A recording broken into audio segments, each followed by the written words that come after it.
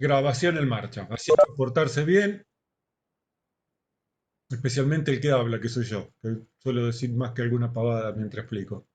Bien, vamos a retomar de acá del procedimiento de evacuación, así tomamos de un punto inicial que todos conozcamos, repasamos hasta dónde llegamos, que no recuerdo bien a qué paso llegamos, pero bueno, iremos explicando y ustedes me van diciendo. Recuerden que el plan de evacuación es básicamente un procedimiento, un protocolo de cómo las personas que están siendo amenazadas por un peligro necesitan salir. Y por lo tanto hay que dar ciertos pasos. Estos pasos Estos pasos los habíamos dividido este procedimiento básicamente en 9 pasos, siendo el primero la detección, el paso de la alarma, el paso de la decisión, el paso de la información, el paso de la preparación y la salida. O sea que no hay que confundir el plan de evacuación con una salida. Antes de salir, necesariamente tenemos que cumplir con 5 o 6 pasos para poder preparar a las personas para que estén listas para poder salir caminando. Después viene la verificación, viene el rescate y por último el seguimiento psicológico que Cromañón nos ha enseñado esto de que el estrés postraumático es muy fuerte y algunas personas afectadas por una evacuación o por una emergencia que se dé en situación crítica terminan siendo afectadas y terminan suicidándose, ¿eh? En el caso extremo. O puede afectar la vida personal, la vida laboral, producto de una evacuación o de una emergencia en situación crítica. Vamos a analizar cada etapa. La etapa de la detección es desde que empezó el problema hasta que alguien o algo lo detecta. ¿eh? O sea, desde que empezó ese pequeño incendio, ese pequeño escape a producirse, hasta que alguien, o sea, el personal de planta, el contratista que no deja de ser personal de planta, con una contratación particular, las visitas, los rondines de vigilancia y los clientes son todas estas personas que están dando vuelta por la empresa, por el comercio, por el shopping, por el estadio de fútbol, que pueden detectar algún problema y que por lo general son los principales detectores de problemas. Por eso que tenemos que prepararlos, tenemos que entrenarlos, tenemos que decirle qué cosas son normales dentro de la empresa y qué situaciones son anormales. Tenemos que enseñarles a detectar. Y enseñarles esta posición de estar en vigilancia permanente en el trabajo, ¿no? Porque hay trabajos de alto riesgo que implican estar permanentemente en alerta más que en vigilancia. Esta situación de alerta que requiere el trabajo. Y después tenemos obviamente los equipos de detección automáticos que no podemos detectar todo por una cuestión económica y por una cuestión también de tecnología. Por lo tanto, somos las personas las que vamos a transformarnos en estos detectores de emergencias.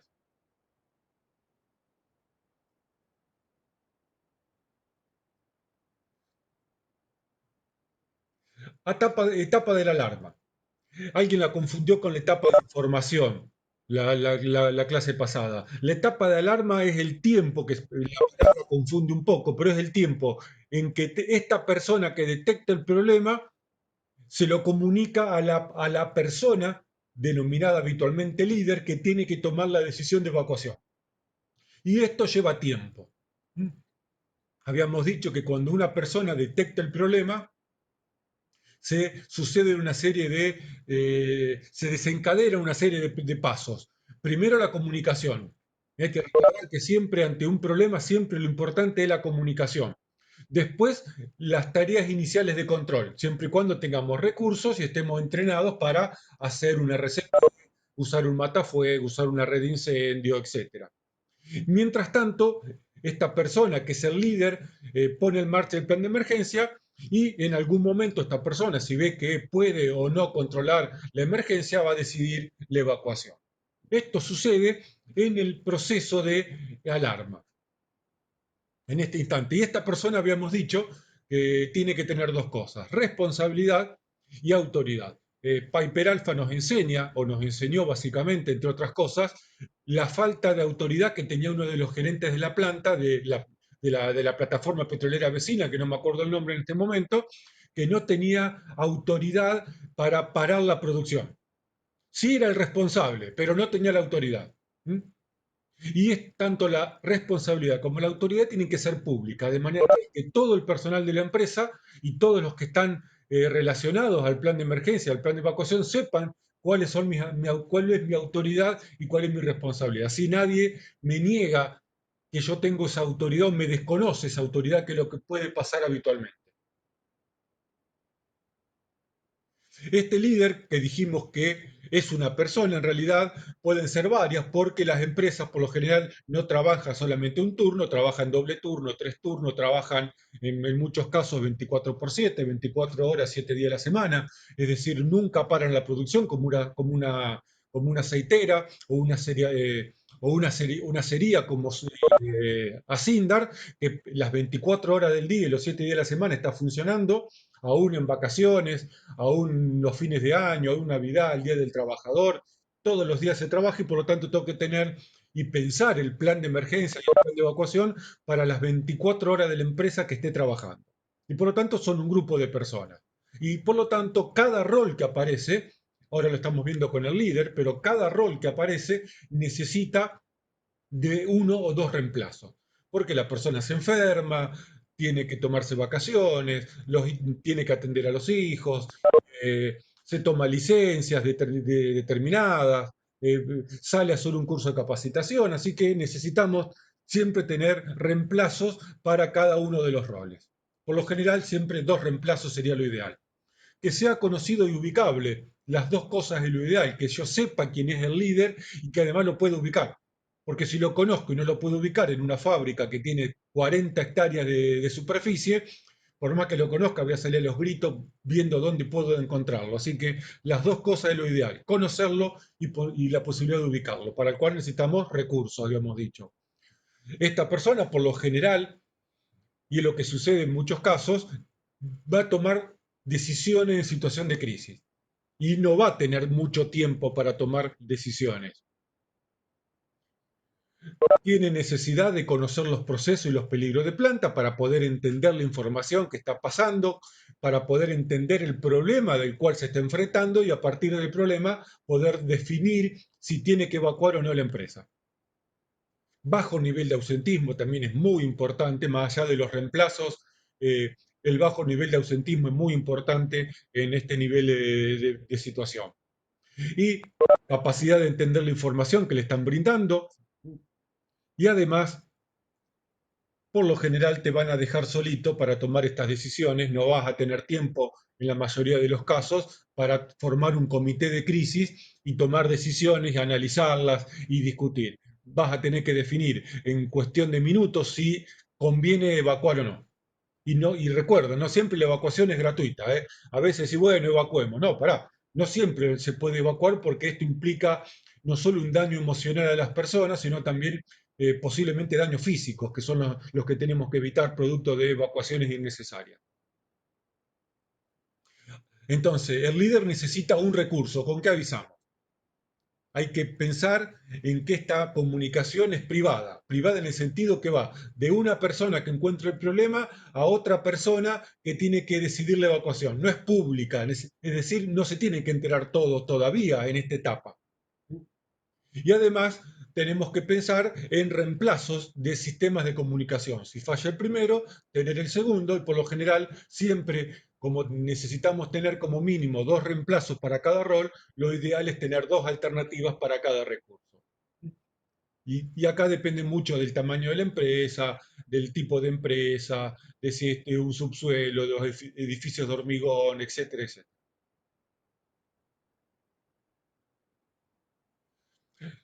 Creo que esto lo hemos visto, la etapa que hay que analizar si debería existir, que es la verificación de alarma. ¿Qué pasa si verificamos el arma? El hecho de verificar el arma es me avisan de que hay un incendio y en vez de decidir poner en marcha la brigada de emergencia y evacuar la planta, digo, pará, voy a ver lo que me estás queriendo decir. Entonces me tomo 5 minutos o más todavía, depende del tamaño de la empresa, para ir a ver lo que vos me estás contando. Es un poco esta desconfianza de que a ver si lo que me está diciendo es cierto y la verdad merece la evacuación. En algunos casos, si verificamos alarma, estamos extendiendo el proceso de evacuación y estamos extendiendo básicamente la salida de las personas. ¿Es válido verificar alarma? Habíamos dicho que hay lugares que sí. una escuela, un sanatorio, un hospital, un recital. Imagínense el recital del Indio Solari, que van 300.000 personas y que ante la más mínima duda evacuamos todo. Es una masacre eso. O un partido de fútbol, Central y News, y de la nada evacuás. Y bueno, se imaginan que posiblemente la mitad termine lastimada o termine donde ya saben. Así que también una escuela, no voy a sacar a los chicos a la calle, que a veces es más peligrosa la calle, o la plaza, o cruzar una avenida, que quedarnos adentro esperando a ver si el problema se puede controlar. Así que esto es también un análisis gerencial, un análisis de la empresa, a ver si conviene y en qué casos conviene verificar alarmas. La etapa de decisión. La decisión lleva tiempo, poquito o mucho, pero lleva tiempo. Una vez que este líder recibe la noticia y la novedad, tiene que pensar si decide evacuar o no decide evacuar. Evacúo, no evacúo, evacúo, no evacúo. A ver si es como el gerente de la planta de Piper Alpha, de la planta vecina, que el otro lo estaba apurando para evacuar y este estaba todavía llamando por teléfono intentando decidir a ver si tenía lo que tenía que tener para evacuar. Esto lleva tiempo, implica para el que tiene que tomar la decisión en muchos casos un tremendo estrés emocional por tomar decisiones que sabe que a lo mejor pueden contribuir a aumentar el daño de las personas, básicamente, ¿no? Así que esto lleva tiempo y una carga emocional y cognitiva muy interesante en el momento de alto nivel de estrés para una persona que además está liderando el combate de una emergencia. Así que por lo general acá se recomienda responsabilidad, autoridad, reemplazo, información, etcétera, sino también tener ya preestablecidos en qué casos vamos a evacuar en forma inmediata y en qué casos vamos a esperar que un poco la evolución de la emergencia. Si nos sentamos todos en una reunión de comité de crisis previamente a las emergencias, cuando estamos trabajando el tema, podemos tranquilamente entre todos llegar a una conclusión en qué caso me conviene evacuar la planta en forma inmediata. Y de paso, no tengo esta carga emocional que implica yo solo definir que vamos a parar toda la producción y vamos a evacuar. Bien, alguien confundió la clase pasada, creo que fue acá, que confundieron la parte de alarma con información. ¿Mm? Eh, Después que yo como líder decido que vamos a evacuar la planta o parte de la planta, necesitamos o necesito llegar con información, informarle a todos los que tienen que ser evacuados que tienen que salir. Esa es la etapa de información. ¿Mm? Y acá sí sobreviene un proceso de comunicación que es masivo, pero también va a depender un poco también de qué tipo de evacuación vamos a hacer. Necesitamos sistema de comunicación que puede ser el mismo que el anterior, pero que en este caso en vez de ser una persona a una persona, es de una persona a muchas personas. Por lo tanto, es más masivo. También tenemos que tener alternativas de cómo le voy a informar a todas las personas, estén en el punto más extremo de la empresa o en el punto más central, de que tienen que evacuar. También hay que pensar en las personas con discapacidades, por ejemplo, auditivas. Si estoy pensando en una alarma sonora, como decimos habitualmente, el sordo no escucha y por lo tanto nunca se va a enterar. Va a quedarse en el baño encerrado haciendo lo que está haciendo y no se va a enterar que tiene que evacuar. Va a aparecer una película de dibujito animado. Entonces va a depender mucho del entorno de la empresa. Del entorno de la empresa estoy hablando tanto si una empresa urbana que está en la ciudad o una empresa que está en el medio de otras empresas que el ruido puede tapar la alarma o el sistema que vamos a usar de sonido. Muchas veces cuando son empresas urbanas, cuando uno hace sonar una alarma muy potente, como por lo general suelen ser, también se enteran todos los vecinos, ¿no? Y a veces no queremos que se enteren todos los vecinos todavía y generar pánico en el entorno urbano donde estamos localizados. Y va a depender básicamente del tipo de evacuación. Si es una evacuación general, es decir, toda la planta, todas las personas que están dentro de la planta salen. Entonces, por ahí una comunicación masiva y sonora alcanza y sobra. Evacuación parcial, entendiendo como tal que sale solamente una parte afectada. Especialmente esto se da en empresas muy grandes, donde no voy a evacuar 4.000 personas que trabajan adentro o 1.000 personas, cuando puedo evacuar solamente un galpón o una planta de esa empresa.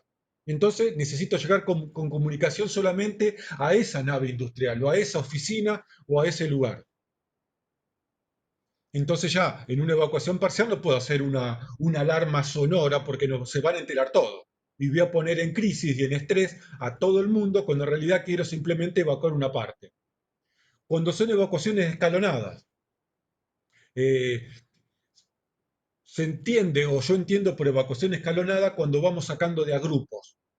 Primero salen los más grandes, después salen los más chicos, primero las mujeres y los chicos, después los adultos, porque por ahí tenemos problemas de no queremos mezclar, por ejemplo, en una escuela no queremos mezclar a los chicos más chiquitos con los más grandes, entonces primero hacemos salir a jardín, después a primero, segundo y tercer grado, después cuarto, quinto, sexto y séptimo, entonces les voy avisando de etapas, de a grupo.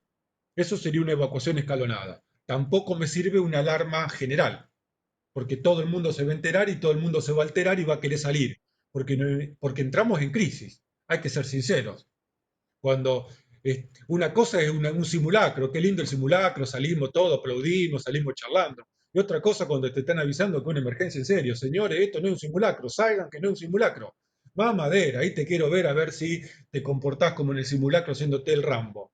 Entonces, muchos entran en crisis, escuchan la alarma, entran en crisis y empiezan a hacer macana.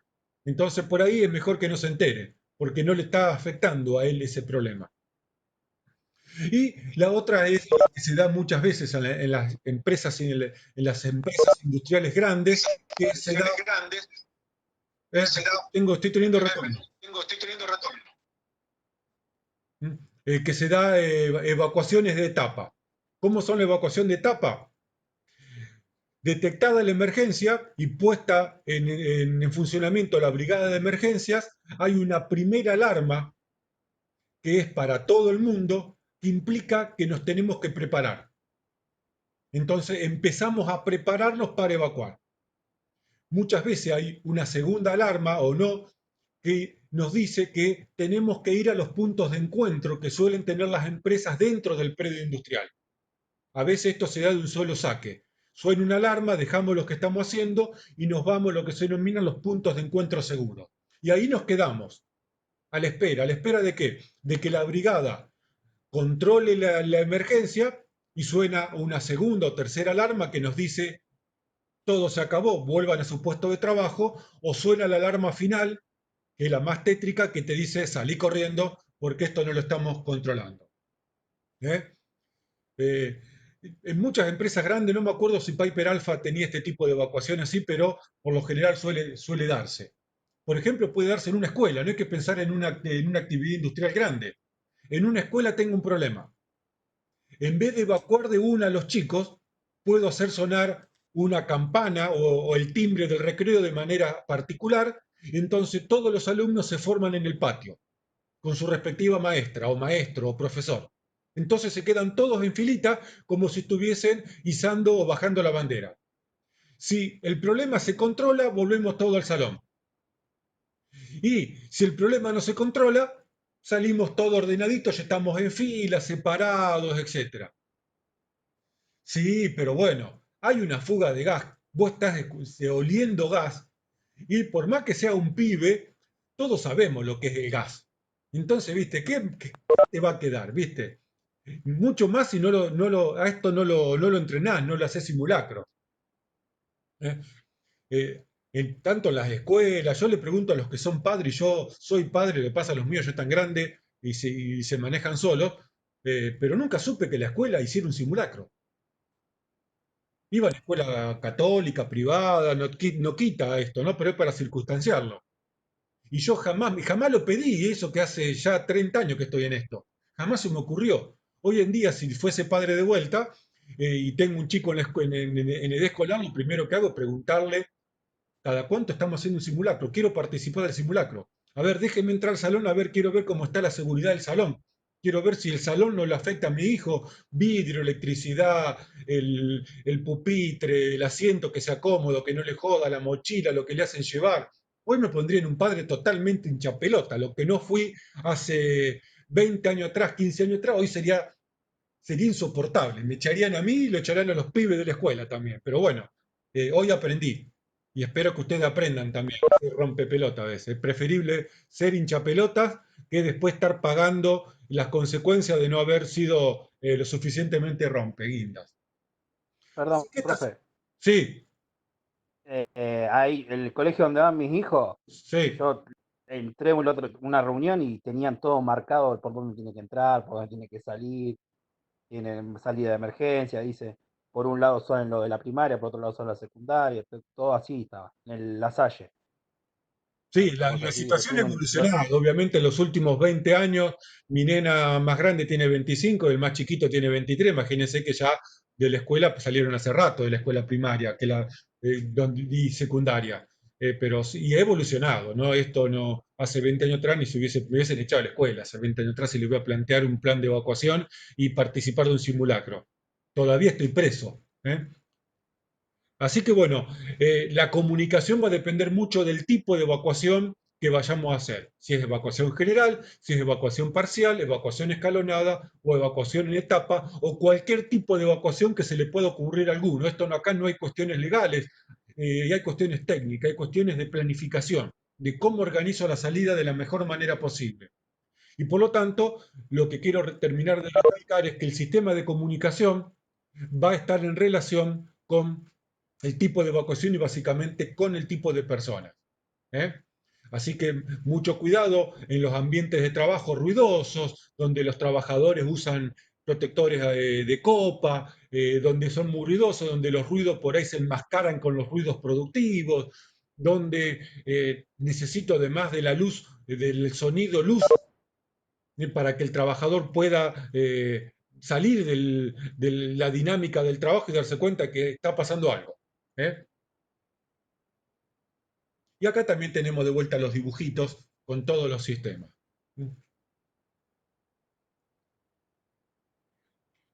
Etapa de preparación. Me avisan que tengo que salir y no es que agarro y salgo y dejo todo como está. Hay una etapa que se denomina de preparación que tiene dos objetivos fundamentales. Entonces, el primer objetivo es preparar las personas para ser evacuadas. En una escuela, por lo general, a ver, yo tengo la idea que en una fábrica donde el 99% somos todos trabajadores adultos y responsables y que tengo capacidad de mando sobre el personal, no te tengo que andar explicando permanentemente el proceso de evacuación. Sí, capacitaciones, recordatorios. En una escuela, a los chicos les tengo que recordar cuál es el camino, lo que tienen que hacer, taparse la boca con un pañuelo, si ven humo, qué sé yo, gatear o arrastrarse por el piso, no correr, no empujarse en las escaleras, que nos encontramos si se pierden en tal lado. Entonces preparamos a las personas para salir. En una oficina muchas veces también tenemos que hacer ciertos recordatorios. ¿Mm?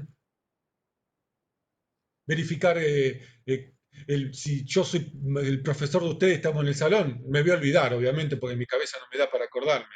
Pero sí, una maestra que tiene 20 alumnos, recordar quiénes están, quiénes faltaron, para después, cuando está haciendo la verificación, contarlo a ver si no le faltó alguno, ¿no? O alguno nos hizo el vivo, ¿viste? Que están en la edad del pavo los chicos, ¿viste? Y se lo toma a la joda y se escapa o aprovecha para hacer otras boludeces, como son típicas de la edad. Lo hacemos de grande, imagínense los chicos si no lo van a hacer.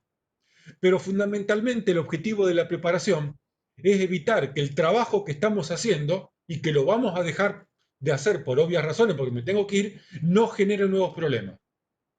Si hablamos de una cocina, apagar las hornallas, cerrar el paso del gas, las ollas que tienen o los elementos que tienen objetos calientes, retirarlos del paso del camino, despejar el camino, que a veces las cocinas son medias caóticas también en cuanto a equipamiento y cosas que puedan tener.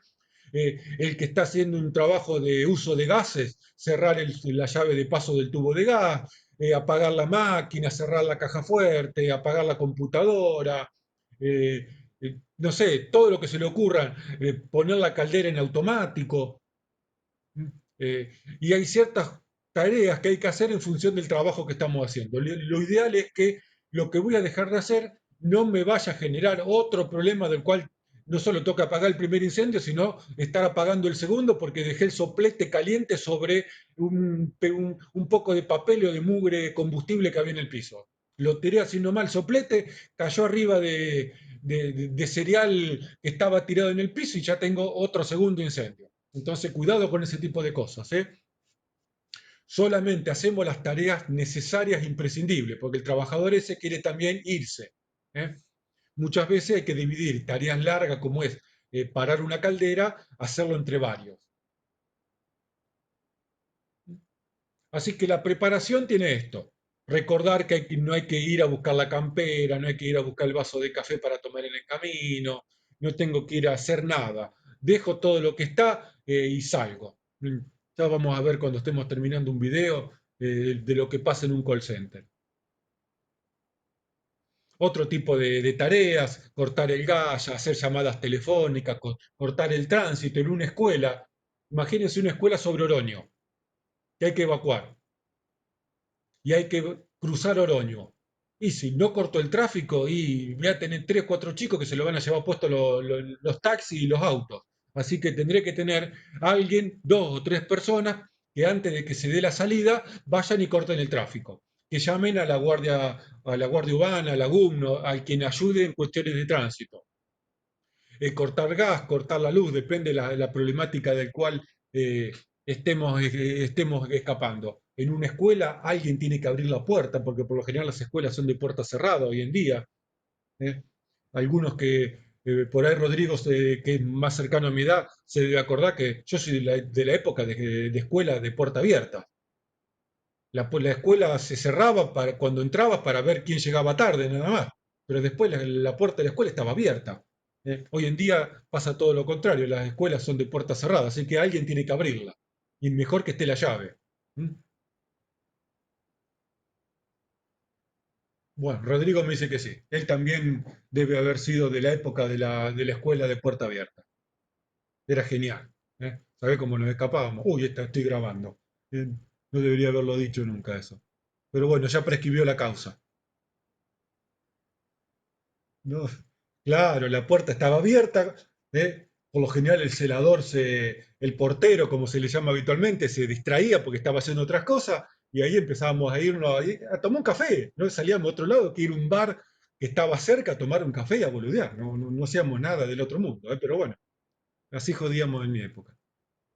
No había el día de la chupina, no hacíamos la chupina cuando nosotros queríamos, nos rateábamos cuando queríamos nosotros, no había un día nacional de la chupina, esas cosas no existen, no, hoy no vamos a faltar, si quería no faltaba, pero escaparse era otra cosa, hacerse la rata era otra cosa, escaparte en el recreo, y llegar después a última hora para dar el presente.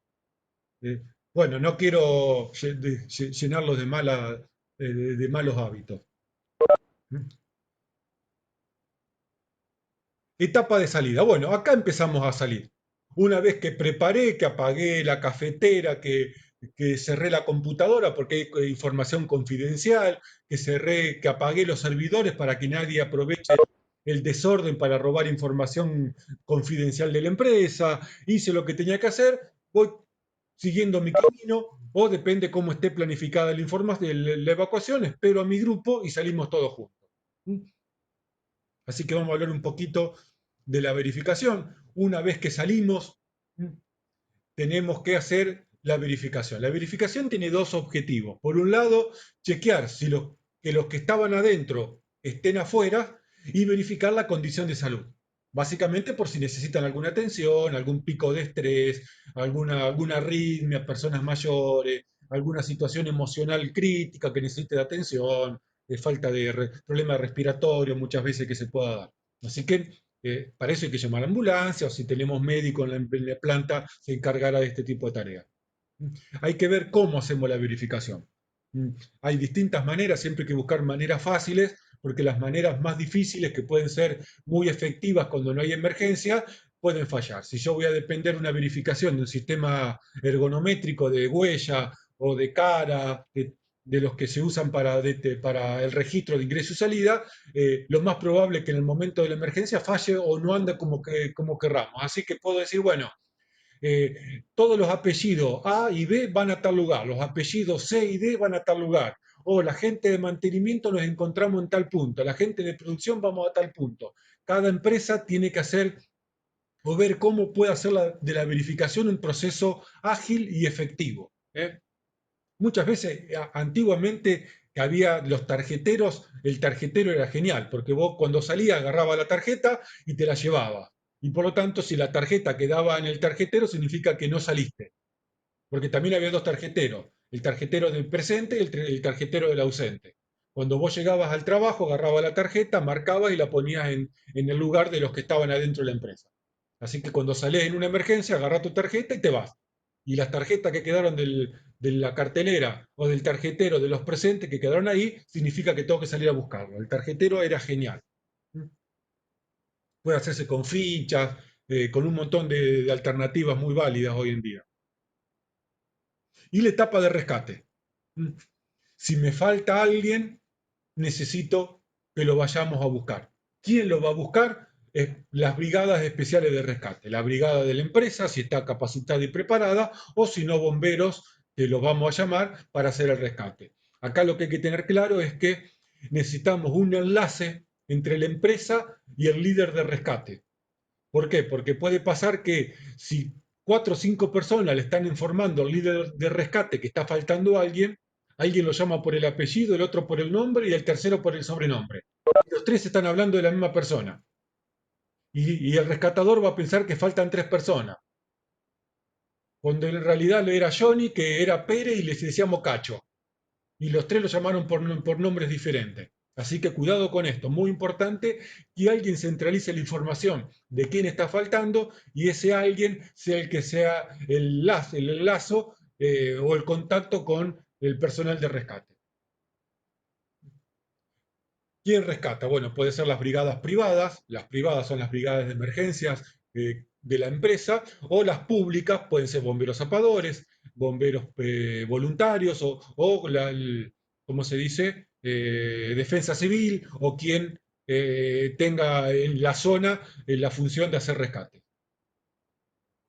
Y lo que decía recién, tenemos que definir quién va a informar a la brigada de rescate que está faltando alguien. Y acá en rescate aparece una figura que en muchas emergencias no aparece nunca, en muchas evacuaciones, que es el control del reingreso. En Cromañón esto fue un problema, porque obviamente no fue un plan de evacuación, fue una evacuación. ¿Qué pasa? Salí y de repente no encuentro a mi amigo, no encuentro a mi novia, no encuentro a mi novia, a mi pareja que también trabaja ahí adentro, o no encuentro a alguien que conozco, un compañero de trabajo. Entonces, ¿qué hago? Normalmente entro a la zona de riesgo a buscarlo, y ahí ya somos dos que faltamos ahora. Por lo tanto, alguien, por más duro que sea el tema, alguien tiene que evitar que las personas no preparadas reingresen al ambiente de trabajo para buscar que yo el teléfono, la llave, el celular que se olvidó, la campera porque tiene frío, vaya a saber qué quiere ir adentro a hacer. Así que agarro uno bien grandote, bien duro, con cara de malo, y lo pongo en la puerta y hace reingreso. Y de última, si alguien reingresa, toma nota. Claro, Cromañón, muchos de los muertos fueron por reingreso. Es difícil saber, habría que ver bien eh, en este caso las filmaciones de la época, pero es posible que muchos de los chicos que fallecieron hayan sido producto del reingreso a un ambiente que había cianhídrico y había monóxido. Obviamente, cuando ingresaste un par de veces a un ambiente encima sobreexcitado, respirando mucho más de lo normal, 2 o 3 bocanadas de cianhídrico que tomaste y de monóxido, terminaste en la filita en la calle. Lamentablemente es así. Así que muy importante el papel del reingreso, que por lo general lo puede hacer la vigilancia. Este es un papel, hasta la vigilancia participa del proceso de evacuación y emergencia. ¿Y haciendo qué papel? El control de reingreso. Y por último, la etapa del seguimiento psicológico.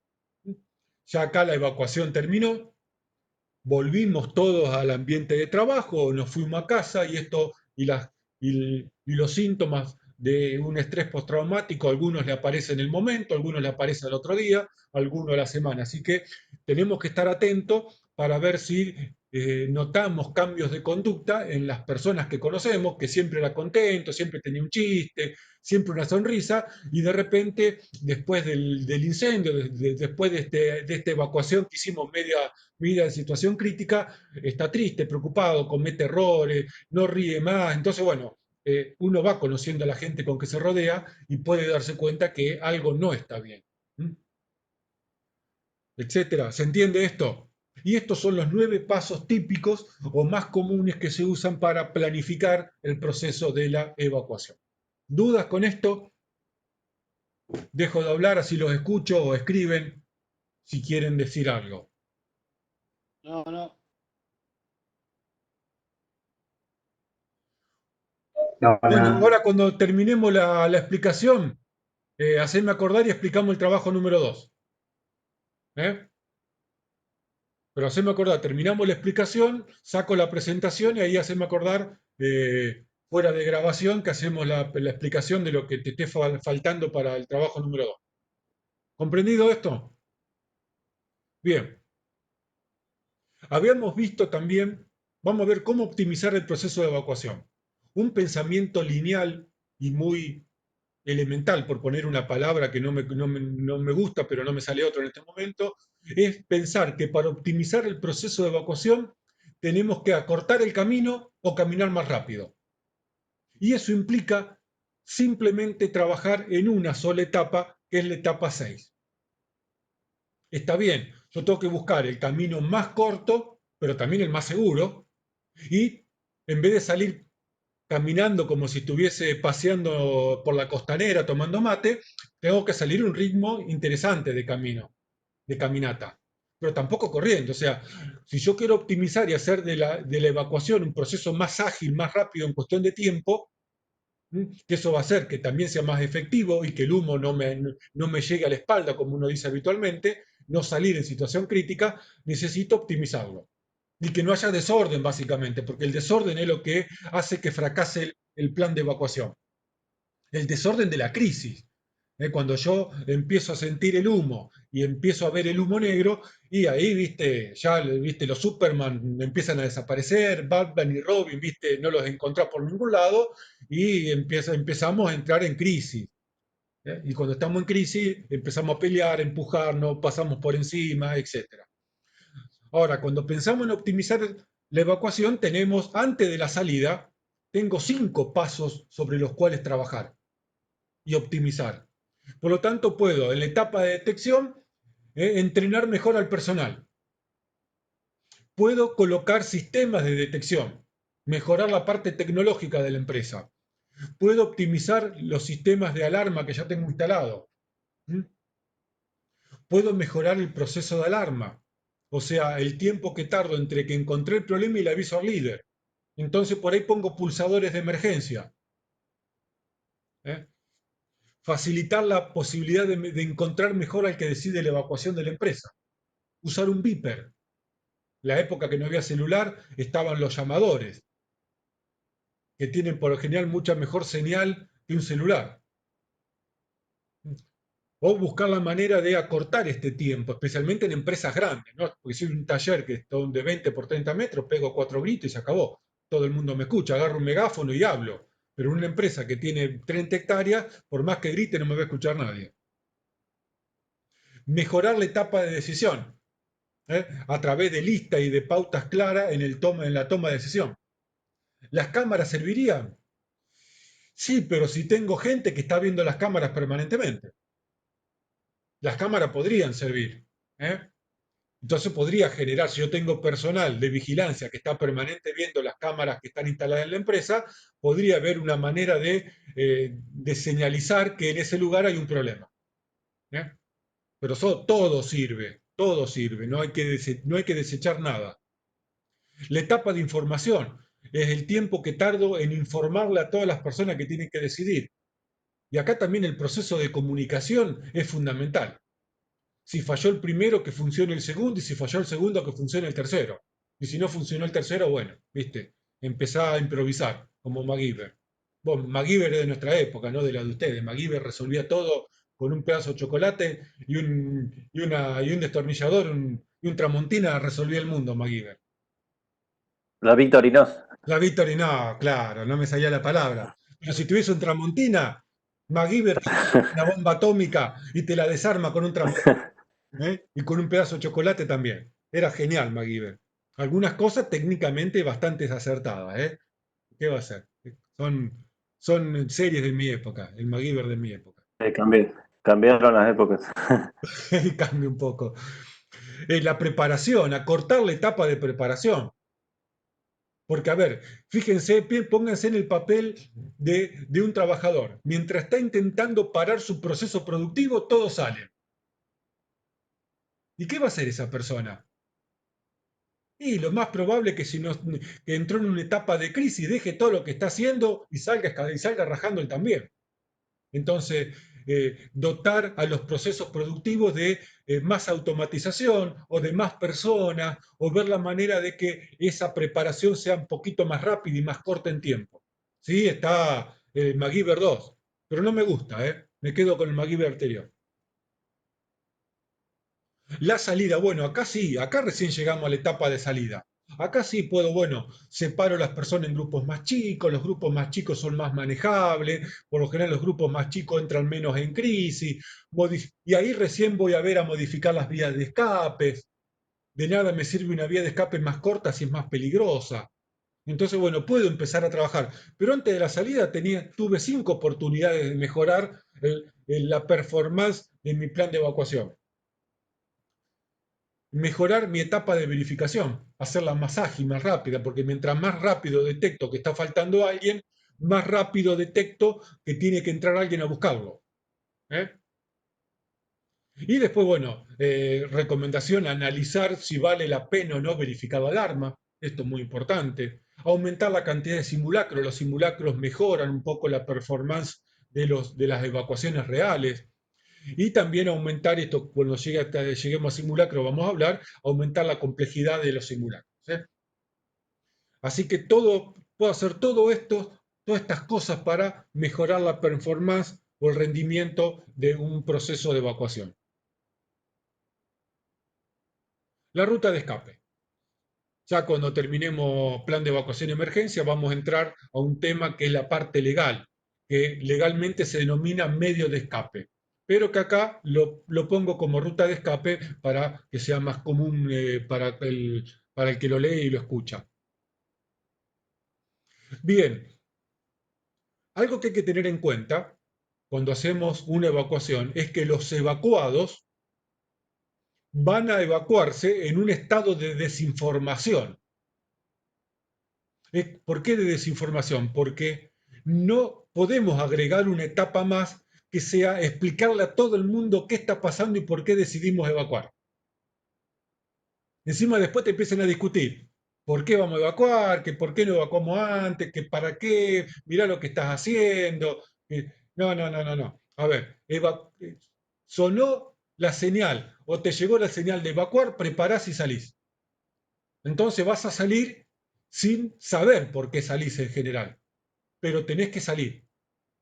Así que yo no recomiendo tener que estar dando muchas explicaciones al que tiene que salir, por qué tiene que salir. ¿Eh? Así que salís y salís. ¿Eh? Esto lo puede hacer una empresa. En un lugar público, alguna explicación a veces hay que dar.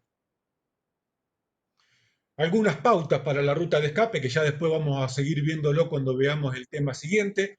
La ruta de evacuación tiene que ser lo más corta posible. ¿Para qué? Para minimizar el tiempo. Pero a su vez tiene que ser lo suficientemente segura para garantizar la seguridad de las personas. Y a veces lo que pasa es que lo que toca evitar es que las personas se encuentren con los potenciales problemas en su camino de evacuación. Esto vamos a ver que lo tengo que detectar. Para que, a ver, no me vaya a encontrar con el depósito de inflamable prendido fuego en el camino de la evacuación. Porque si no, ¿qué hago? No paso, no salgo, no me impide el calor, el incendio y la dinámica, me impide el caminar. O darles les información de que se pueden encontrar con ese problema y si existe ese problema van a tener que tomar otra ruta. Ya vamos a ver este tipo de detalles. Esto es lo que hablamos varias veces, especialmente en lugares públicos, en las empresas privadas, laborales, industriales, se da menos. en una escuela se da mucho esto de, de tener personas de distintas edades. Yo me acuerdo cuando iba a buscar los chicos a la escuela, los que bajaban de planta alta, las mochilas venían disparando por la escalera. Los pibes largaban la mochila por la escalera y la mochila venía traqueteando por la escalera. Nunca una mochila agarró los tobillos de un chico. Pero cuando una mochila de esa pesada agarre los talones de un pibe, viste, ha sido un puré de pibe en planta baja. Así que bueno, cuando son chicos los chicos, un par de años en edad implica una diferencia con una contextura física totalmente diferente. No puedo mezclar primero y segundo grado de la primaria con sexto y séptimo. Imposible. Porque por más que sean un poquito más grandes y entiendan un poco más, les va a pasar esto de entrar en crisis y posiblemente pasen por encima de los más chiquitos. Y eso es instinto de supervivencia. Nos va a pasar a todos y ojalá no nos tenga que pasar de esto de entrar en situación de supervivencia y pisarle la cabeza a alguien. Ojalá no pase nunca. Evitar en lo posible pisos con desniveles ascendentes. Está claro que lo vamos a ver legalmente, una evacuación nunca puede ser ascendente, pero en muchas galerías, en muchos caminos, nos podemos encontrar con 1 o 2 escalones para cambiar de nivel. Así que hay que evitar este tipo de situación. Porque una escalera yo la conozco y cuando entré en la escalera, entré en el ritmo de bajada de la escalera y no tengo que mirar. Imagínense caminando por acá, donde tenés personas adelante tuyo amontonadas, no amontonadas, pero sí agrupadas. Es muy factible que si no conoces mucho el lugar, o venís estresado o tensionado, este escalón no lo veas. Y si no lo ves, te caes o te desestabilizás, empujás al que está adelante, si te cae el que está atrás te pisa. Yo soy grandote, me voy a levantar, pero si me digo 1,50 m y pesaba 40 kilos, te van a pasar por arriba, pero ¿sabe cómo? Como bolsa de papa te van a pasar por encima. Imagínate en un boliche esto, en un recital, en una salida de estadio de fútbol, que vos te tropieces.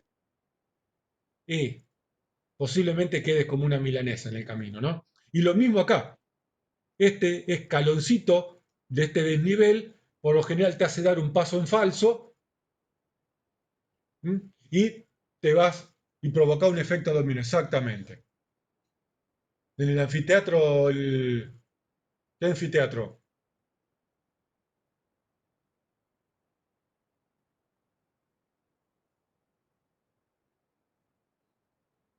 ¿Cuál es la solución a esto? Genera una pequeña rampita. Una pequeña rampa evita. Ah, el de Parque Urquiza. Sí, nunca he ido. He pasado montones de veces, pero nunca fui a ningún recital ahí. Bueno, tirando bala de goma, bueno, es complicada. Yo tengo una versión particular contra los partidos de fútbol, especialmente por ese tipo de situaciones, ¿no? El nivel de violencia que no se da solamente en la gente, sino se da en la organización, policía, los cacheos y todo ese tipo de cosas para un partido de fútbol. Parece que vas a la guerra cuando vas a un partido, pero bueno, es mi aversión personal hacia ese tipo de actividades. Entonces hay que evitar este tipo de escalones. Evitar la reducción de pasillos en forma brusca. Por más que el ancho del pasillo más angosto permita que todos circulemos normalmente y cómodo. Lo que va a suceder que en estas esquinas se va a generar una zona muerta. Si vos te entras en ese lugar, el flujo de personas, especialmente si sos más bien chiquito, no te permite salir de acá, porque acá la velocidad se transforma casi en cero. Y lo que te puede pasar es que te aplasten contra la pared. Así que acá hay que evitar este tipo de configuraciones. No, puerta 12, bueno, puerta 12 no fue por pasillos angostos, sino fue por una obstrucción en la salida, puerta 12. Ahí lo que dice parte de este video, el documental, es que la policía estaba peinando la hinchada de Boca para agarrar a los cabecillas. Entonces, como se dice, generó un control de la salida y cuando la gente empezó a querer bajar y no podía salir, se generó un tapón de personas, una masacre de personas se generó. Así que evitar este tipo de situaciones.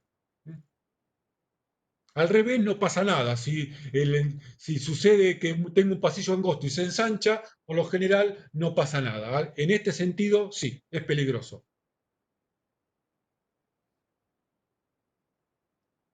Bueno, lo ideal es que las puertas abran en el sentido, hay que direccionarlo tipo embudo, claro, sí. Esto se llama la configuración de embudo. Hay que evitar estos embudos. ¿Eh? Una cosa es el embudo al revés y otra cosa es el embudo en este sentido. Estos embudos son muy peligrosos. Hoy lo ideal es que las puertas abran en el sentido de la circulación, ni hacia adentro ni hacia afuera, en el sentido que tengo que caminar. Y que dispongan de lo que se denomina un barral o parral antiavalancha. Ese parral está en la puerta que cuando el cuerpo lo apoya, la puerta abre aún si está cerrada con llave del lado de afuera. Muchas veces este tipo de puertas no existen, especialmente en edificios más viejos, así que tengo en las escuelas, raro que se dé esto, y en muchos lugares, así que lo ideal es disponer de una persona que antes de que salgan todas las personas, abra las puertas y las trabe. Porque si yo tengo que abrir las puertas en el sentido donde todos tenemos que salir, la masa de personas me impide hacer este movimiento. Y ahí es donde nos quedamos todos amontonados en la puerta. Y no solo eso, en las escuelas, siempre te uso las escuelas de ejemplo, ¿no? Que por lo general son de puertas cerradas con llave. ¿Dónde está la llave? La tiene la portera. ¿Y dónde está la portera o el portero? Hoy se fue al baño, se fue a la cocina, no lo encontramos. ¿Dónde hay una llave de repuesto? Y si la llave se rompe de los nervios, ¿cómo abrimos? Así que guarda con estas cosas, ¿eh? Hoy viene manera, el estuche, la cajita que se coloca al lado de la puerta con una llave de repuesto, etcétera, etcétera. Hay maneras fáciles y baratas de solucionar esto. No, no recuerdo esa tragedia. Mm, La voy a buscar ahora después. Bueno, esto ya lo vamos a ver, las rutas y las puertas de escape iluminadas, identificadas, iluminación de tipo autónoma, etcétera, etcétera. Demarcadas en el piso, no deben confundirse con otro tipo de salida. Estas cosas, detalles, ya lo vamos a ir viendo más cuando veamos la legislación. ¿Mm? ¿Comprendido esta parte? ¿Mm? Vamos a ver algo que mucha bibliografía trata este tema, que son los líderes de evacuación. ¿Qué son los líderes de evacuación? Son personas encargadas, en principio, de coordinar la evacuación de otras personas. Como dice acá en la presentación, es un rol que ayuda o optimiza la eficiencia o la performance de la evacuación, que no es obligatorio ni desde el punto de vista legal ni desde el punto de vista técnico. ¿Por qué? Pongamos el ejemplo que yo uso siempre de las empresas privadas, de la empresa industrial, donde el 99% somos todos trabajadores, adultos, educados, que entienden, que entendemos las órdenes y las respetamos en general, y que estamos capacitados y que hacemos simulacro. ¿Para qué quiero un líder que me esté diciendo lo que yo ya sé y tengo que saber qué tengo que hacer? ¿Para qué quiero un líder que me diga cuál es el camino si yo lo conozco? ¿Para qué quiero un líder que me diga cuál es mi rol si yo ya lo tengo que conocer? Porque es mi obligación conocerlo y estar preparado para la evacuación. Porque además este líder, si reúne condiciones de líder, no lo quiero para que me ayude a mí, lo quiero para que controle la emergencia. Porque hay que entender muchas veces hoy en día en empresas donde están muy automatizadas que lo que me falta son recursos humanos. Salvo en empresas de manufactura que tiene mucho personal trabajando, como que ellos General Motors. Entonces sí, puedo destinar personas para que coordinen un poco la evacuación. Si no, las personas o salen o se van a trabajar con la brigada. No hay mucha alternativa en esto. Ahora, vos me decís una escuela, sí, la escuela tiene que tener líder. Vos me decís Un estadio de fútbol tendría que tener líder de evacuación, sí. Un recital tendría que tener líder de evacuación, sí. Un shopping, una galería comercial, sí.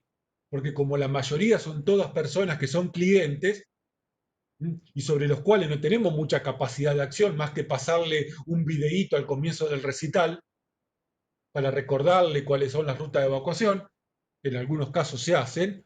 Después necesito personas que el cliente o el que desconoce reconozca como que lo puede ayudar.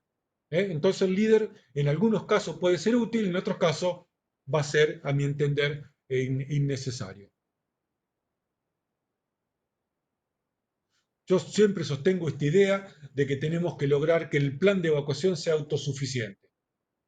Sonó la alarma, llegó mi señal de que tengo que salir, me preparo mi puesto de trabajo y salgo. Y cumplo el rol que está previsto que tenga que cumplir, que es ayudar a un compañero de trabajo que tiene problemas de movilidad. Ese es mi rol. Entonces voy, lo busco y lo ayudo a salir caminando.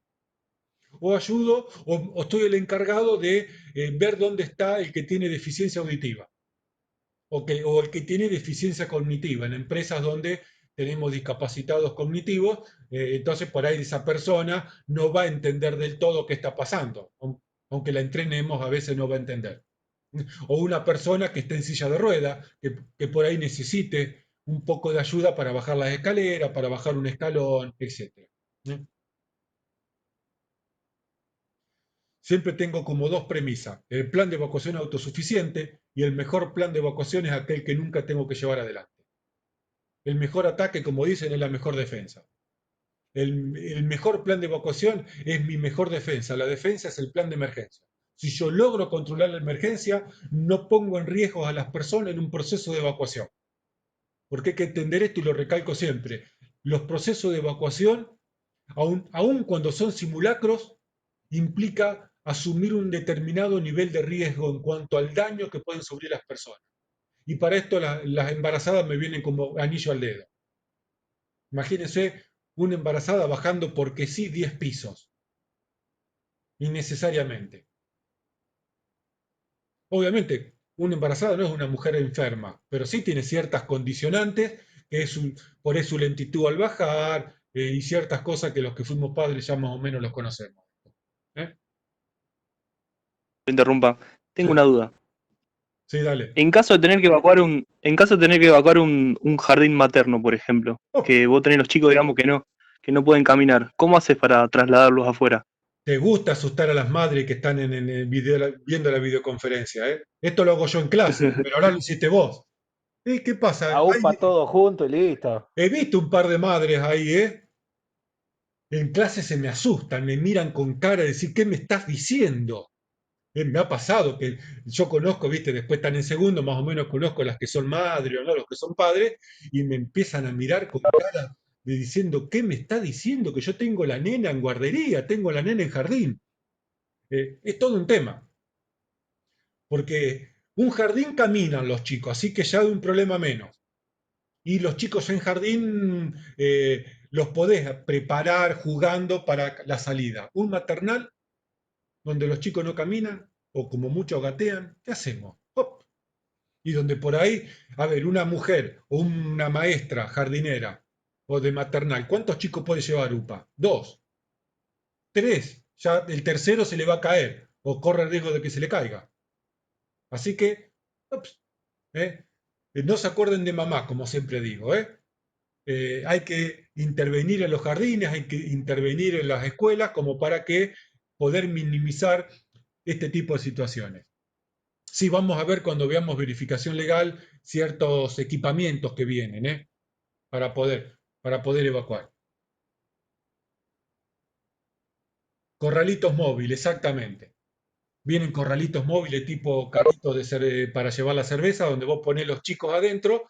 eh, eh, Son corralitos con ruedas, inclusive, que no me sale que el nombre cómo se llaman ahora. Bueno, sí, son corralitos móviles, ¿eh? Con divisiones adentro. O los chicos del jardín lo hace agarrar de la viborita, de la soguita, vamos caminando. Los chicos son muy dóciles, es más fácil trabajar, creo que es más fácil trabajar con chicos que trabajar con adultos en este tema, ¿eh? Pero igual, hay que tenerlo en cuenta siempre esto. Y después no solo eso, después tener a los chicos en la calle. ¿Eh? Pautas para los líderes de evacuación. Criterios de selección. Obviamente condición de liderazgo, ¿no? De lo cual se trabaja esto. Hay gente que nace con más capacidad de liderazgo y otra que lo entrenamos un poco. Estabilidad emocional. Y si entras en crisis, te largás a llorar, te palpita el corazón porque tenés que... y ya no servís. Ya ahí, lamentablemente, ¿viste? Si ves sangre y te desmayás, no servís para enfermero. Salvo que te acostumbres. Permanencia. El líder no puede faltar permanentemente por el motivo que sea, ¿eh? Algunas funciones. El líder va a tener funciones antes, durante y posterior a la evacuación. Retirar a las personas del sitio amenazadas, orientar a las personas, auxiliar a quienes sufren percances, evitar el pánico. Al ser un líder puede ayudar a evitar el pánico y que sobreviva y que aparezca esta sensación de que me voy a morir. Antes de salir, chequear a las personas, ver que se hagan las tareas de preparación, cerrar, abrir, dejar la señal en el salón de que el salón quedó vacío, etcétera, etcétera.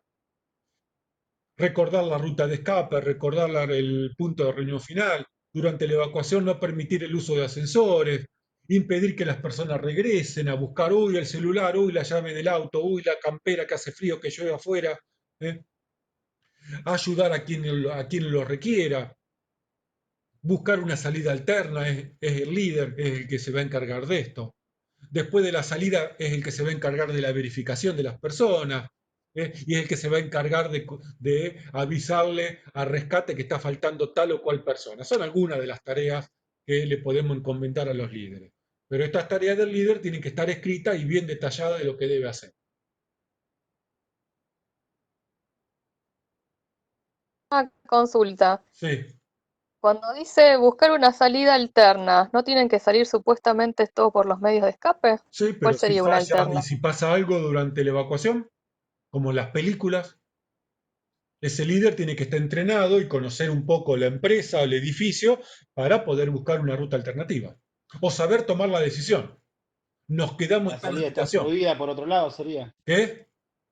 La salida está obstruida y salen por otro lado, una cosa así. Sí, qué sé yo, Salen por las ventanas, se derrumbó una pared, rebuscársela el para. camino está bloqueado y tenés que salir por otro lado. Decir, che, que a ver qué hacemos, vamos a la terraza, no, nos quedamos en tal habitación, marcamos una señal, a ver, el líder tiene que estar entrenado. Por eso no es cualquier persona en poder buscar una alternativa, ¿no? Lo ideal es que el camino no le pase nada, pero puede pasar. Puede salir mal, dijo Tuzán. Y sale mal. ¿Se comprende esto? ¿Qué hora es? Las 10, un ratito más. El trabajo 2, ya que viene, el trabajo 2 tiene que ver en parte con esto. En parte, no todo, ¿eh? Vamos a ver qué pasos hay que dar como para diseñar un plan de evacuación. Y esto hay algo que hay que entender. El plan de evacuación se diseña en las condiciones edilicias, técnicas, humanas y organizativas en que se encuentra el establecimiento. Si la puerta abre para adentro y tengo que arreglar y preparar a las personas para salir en esas condiciones. Porque les va a pasar cuando empiecen a trabajar plan de evacuación en las empresas que se empiezan a quejar de que la humedad del techo, de que el piso está roto, de que el baño pierde agua y decir, bueno, flaco, el edificio está así. En estas condiciones tenemos que salir. Después veremos cómo arreglamos que la puerta abra para afuera, de agarrarle, ponerle un parral antipánico, de colocar iluminación de emergencia, pero por el momento el edificio está así. Y así tenemos que salir y así tenemos que aprender a salir, ¿eh? A veces hacemos planes de evacuación con lo que tenemos, no con el ideal de la teoría que estamos viendo o que vamos a ver más adelante. Si no, tenemos que llegar a la conclusión de que no es evacuable y si no es evacuable no es habitable. Esto tiene que ser muy claro. Si ustedes como especialistas llegan a la conclusión de que eso no es evacuable, entonces no es habitable. Lo tienen que clausurar. ¿Mm? Pequeño detalle. Así que a salir en las condiciones que se encuentre el edificio. y después iremos preparando un plan de mejoras para ir solucionando aquellas cuestiones más críticas hasta las menos críticas. Paso 1. A veces tenemos que hacer un plan de evacuación para presentar a una autoridad, a la municipalidad, a la provincia, a la superintendencia, a la RT. Entonces lo primero que hay que hacer es presentarse. Señor, soy fulanito. ¿Quién es la empresa? ¿Qué hace? Entonces una pequeña presentación de lo que es la empresa en el informe. Segundo, lo que yo llamo la información de diseño del plan. Es el punto de partida. ¿Cómo es la empresa desde todos los aspectos en el momento que diseñé el plan? Porque ese va a ser mi punto de partida. ¿Para qué me va a servir esta información? Para que dentro de 1 o 2 años, cuando vaya a revisar el plan de evacuación, sepa cuáles fueron las condiciones en que ese plan de evacuación fue diseñado. Entonces me va a permitir saber qué tengo que cambiar y qué puede permanecer igual. Por ejemplo, es lo que habitualmente defino como tener una foto de la empresa. ¿eh? ¿Cómo era la empresa en el momento de que fue diseñado el plan de evacuación? Incluir datos como cantidad y tipo de personas. ¿Mi plan de evacuación incluyó personas con discapacidad motriz? No. En ese momento en la empresa no había ninguna persona con problemas de motricidad, o con problemas de audición, o con problemas cognitivos. Pero ahora, después de 2 años, resulta que me estoy encontrando que tengo 2 o 3 personas con problemas de discapacidad motriz. Entonces tengo que hacer algo. Tengo que adecuar ese punto. Aspectos relacionados a la producción. ¿Qué hace? ¿Cuánto hace? Turnos de trabajo. Productos peligrosos, cantidad, ubicación, porque esto me va a permitir después hacer el mapa de riesgo de la empresa. ¿Cómo está organizada la empresa? ¿Qué turnos de trabajo? ¿Qué horarios hace? ¿Cuál es el organigrama funcional? ¿Mi plan de evacuación fue pensado para trabajar en 2 turnos? ¿O solamente fue pensado para trabajar en un solo turno? Mi plan de evacuación, como dije en la clase pasada y como también en el Facebook, un poco los apuré a los colegas. A ver, ahora que las empresas tienen organigramas especiales por cuestiones del coronavirus, ¿adecuaron su plan de emergencia y su plan de evacuación a estas nuevas modalidades de trabajo, a turnos reducidos de personal? Ups. Algunos dijeron que sí, que lo pensaron, y otros les cayó como un balde de agua fría. Y un colega estaba diciendo, ¿y el plan de evacuación de los hospitales de campaña? ¿Los están pensando? ¿Cómo evacúo un hospital de campaña? Ni se me había ocurrido en los hospitales de campaña estos transitorios que están haciendo. Sean en carpa o sean lugares que no están preparados para alojar personas enfermas, como puede ser la rural. Necesitamos un plano actualizado de la empresa. Un plano en planta, la vista superior de la empresa. Y tengo que verificar pasillos, dirección de puerta, dimensiones, anchos, etc. Las empresas tienen por costumbre no tener actualizados sus planos edilicios por lo general, así que a verificar los planos. Y les tiro un pequeño tips para cuando tengan que hacer esto en la práctica. ¿Quién se encarga? A ver, ¿en qué formato ustedes van a requerir el plano? ¿Cómo en qué formato? Claro. Yo quiero que usted me entregue para hacer el plan de evacuación los planos en formato AutoCAD o compatible.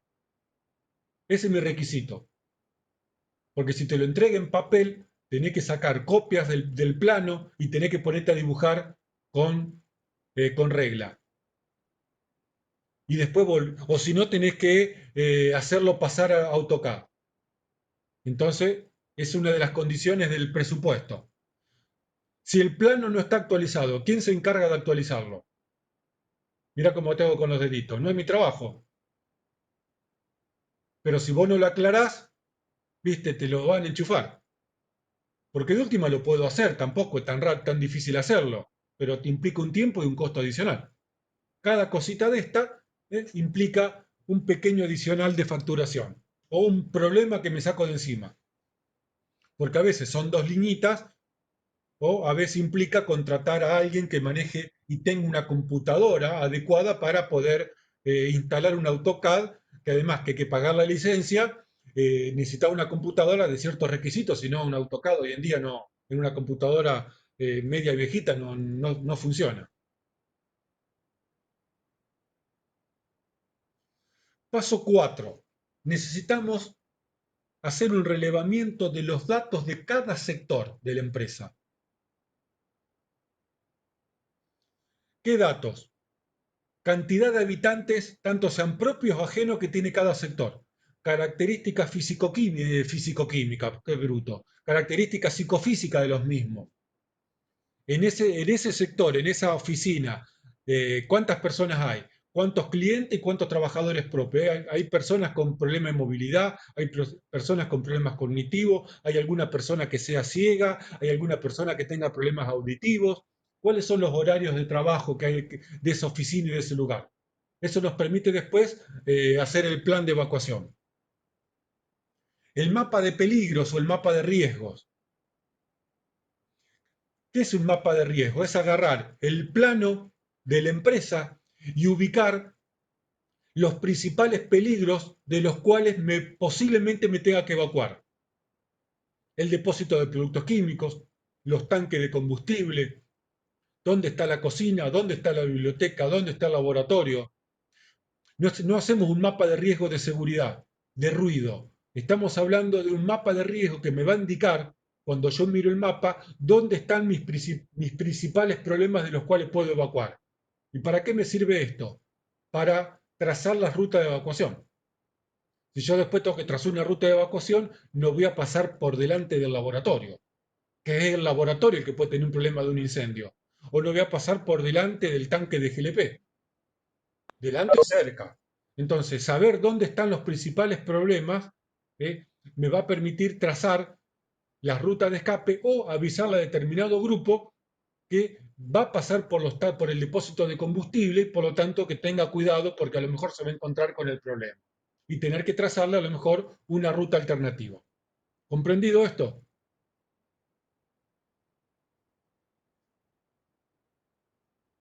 Por lo tanto, no se trata siempre de elegir la ruta más corta ni la más rápida, sino la más segura. Si yo elijo la ruta más segura, entonces no tengo esa necesidad de apurarme. Puedo caminar y andar tranquilo sin que me esté corriendo el humo por la espalda, como decimos habitualmente en este tema. El paso número 6, vamos a dibujar las rutas en ese plano, vamos a dibujar las rutas que van a ser por el momento provisorias. No hay una regla, una fórmula que me permita definir cuál es la mejor ruta. Por eso son provisorias. Provisorias porque después vamos a hacer la verificación legal de esas rutas y vamos a hacer la verificación práctica con el simulacro. Pero si yo estoy viendo, tengo el plano, tengo 4 personas acá, 4 acá, 10 acá, 20 acá, puedo ir viendo a ver cómo los voy dividiendo para que puedan salir. Esto en un establecimiento industrial es mucho más fácil porque las personas por lo general conozco la cantidad y tengo autoridad sobre las personas. En un shopping esto no lo puedo hacer. Por eso, ya lo vamos a ver cuando empecemos la parte legal, no puedo aplicar las mismas reglas para un plan de evacuación y de emergencia en una actividad industrial o laboral, donde somos casi todos trabajadores, a una actividad pública, donde el 90%, por no decir muchos más, son todos públicos, como en un shopping. No tengo autoridad sobre los clientes. No le puedo decir, bueno, vos que está acá cerquita, salí por acá. No, ni conozco quiénes son. Entonces, ni aplicamos las mismas normas legales, ni aplicamos las mismas ideas para evacuar ambientes laborales de ambientes públicos como un recital. Y ya después le vamos a sacar mano al recital, al último recital del Indio Solari. Me encanta sacarle mano a ese recital porque es el último monstruoso que se armó y tiene para ser dulce con eso, ¿no? Paso 7 y 8, porque lo tengo escrito así nada más. Tengo que dar cumplimiento a cada uno de los pasos. El plan de evacuación es un protocolo, es un procedimiento. Paso 1, tal persona, tal recurso, paso 2, tal cosa, paso 3, tal cosa. Así de simple. Esto en parte es el trabajo práctico número 2. Si no me equivoco, decía el trabajo práctico número 2, tiene que, para cada uno de los pasos, de los 9 pasos, detectar qué roles aparecen y qué recursos se necesitan. En una evacuación teórica que se pueda dar, no es ningún caso real. ¿Se entiende? Tiene el material ahí para leer. Yo no le voy a decir dónde, pero tiene el material para leer y hacer. Los 9 pasos no se saltean y no. Depende, qué sé yo, no sé, puede ser que se salteen algunos pasos. De la teoría a la práctica a veces hay cambios, ¿no? Y esto te lo va a ir dando un poco también los simulacros y la experiencia. La experiencia de haber hecho muchos planes de evacuación y de haber organizado muchos simulacros te va dando la práctica que te permite optimizar y escribir mejor un plan de evacuación. ¿Quiénes son los que saben más estrategia? ¿El soldado o el general? Y el general es el que sabe la estrategia. Porque por algo tiene a lo mejor 20 años en el ejército y tiene varias batallas libradas. Y un plan de evacuación y un plan de emergencia es una estrategia. Y para la estrategia no solamente tengo que leer y aprender, sino tengo que haber combatido algún par de batallas como para decir, bueno, a ver, yo hablo de la teoría, después ustedes tendrán que hablar cuando les toque desde la práctica. Para cada paso, qué recurso se necesita y qué rol. Es como escribir un protocolo para el trabajo de pintura.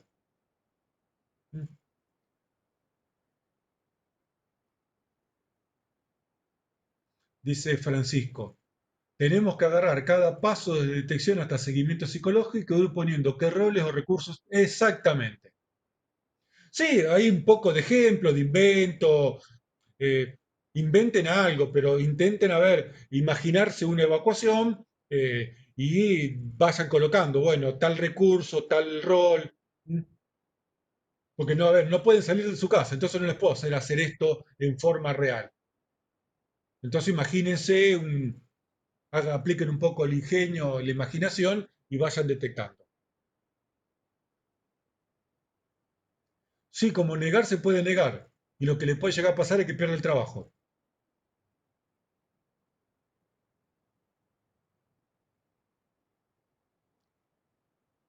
A ver,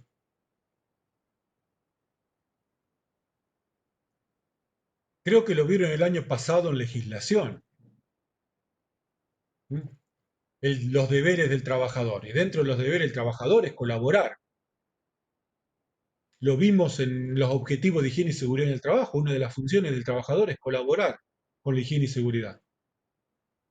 Y además por una cuestión orgánica. A ver, no estamos hablando de que vamos a pintar el edificio y yo soy un administrativo. Estamos hablando de tu rol en un plan de emergencia o tu rol en un plan de evacuación. Entonces, a ver, como negarte. Yo me puedo negar a ser bombero de la empresa y en algunos casos no, porque es parte de mi puesto de trabajo. Sí, totalmente, es causal de despido. Es raro que algún trabajador, eso en la actividad privada, es raro que un trabajador se niegue a hacer estas cosas. Puede decir, bueno, che, yo no quiero ser bombero, pero si vos sos supervisor de turno, vas a ser el líder de brigada. Ya viene con el cargo. Es parte de tu descripción del puesto. Vos querés ser supervisor de turno y sabés que vas a ser el líder de brigada. Y si vas a ser líder de brigada, tenés que preparar, estudiarte, entrenar, hacer simulacro, aprenderte a tirar agua, a usar la autobomba, a dirigir tu brigada. Porque sos el líder, no te puedes negar. Y si no, no sos supervisor de turno. Vas a seguir siendo operario calificado. Totalmente, no es apto para ese puesto.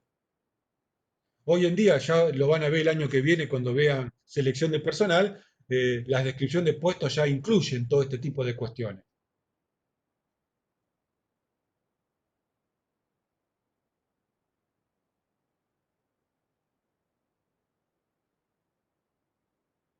Bueno, los pasos los vamos a pasar de largo. ¿eh? Ya los vimos, los repasamos hoy a todos, así que esto lo vamos a pasar un poco de largo. Si el paso 9, si tengo que decidir quiénes son los líderes de evacuación, si vamos a usar líderes de evacuación. En los edificios de oficinas, por lo general, hay un líder por piso. Y yo he visto en Buenos Aires, acá en Rosario no lo he visto esto, no quiere decir que no exista. Cuando vos salís del ascensor y entras al hall del piso, hay un tipo cuadrito de honor tipo el empleado del mes de McDonald's, donde está la foto del líder de ese piso, el teléfono interno y dónde ubicarlo. ¿Eh? Pero si es necesario, definir el punto de reunión final. No solo el camino, sino donde cada grupo se va a juntar, o los puntos de reuniones intermedios. Y después, una vez que está el plan escrito, en borrador, en lo que sea, en computadora, a mano, acá no le estamos dando forma normativa todavía, tenemos que definir la ruta. ¿Cómo se define la ruta? La ruta la definimos a través de la verificación legal que vamos a ver en el tema que viene y además la definimos haciendo simulacro. El simulacro me va a permitir, y esto lo vamos a ver hacia el final, chequear que todo el procedimiento de evacuación y de emergencia esté funcionando correctamente. Y me va a permitir ajustar los distintos pasos y los distintos roles y tareas que cada uno tiene que hacer. ¿Mm? Tenemos que definir cómo hacemos la verificación legal. ¿Mm? Sí, va a depender totalmente. Todo depende. El plan de evacuación depende de la actividad y del tipo de riesgo que asume que tiene cada actividad. Definir después en el plan cómo vamos a hacer la verificación legal. Si con fichitas, si con tarjeta de marcar, si con planillas, si con distintos puntos de encuentro en función del sector o del apellido. Depende. Pero hay que buscar una manera ágil y efectiva y que no falle fundamentalmente. Y después hacemos los instructivos. Elaboro los instructivos, hago el instructivo para cada rol, informo, capacito, entreno, hago simulacro, etcétera, etcétera. ¿Comprendido plan de emergencia, plan de evacuación? Entonces, damos terminada la clase por hoy. Ya la próxima clase vamos a dar comienzo con el plan de emergencia, así que nos viene bien este corte como para hacer un descanso y dar por finalizada la clase. Ahora corto la grabación.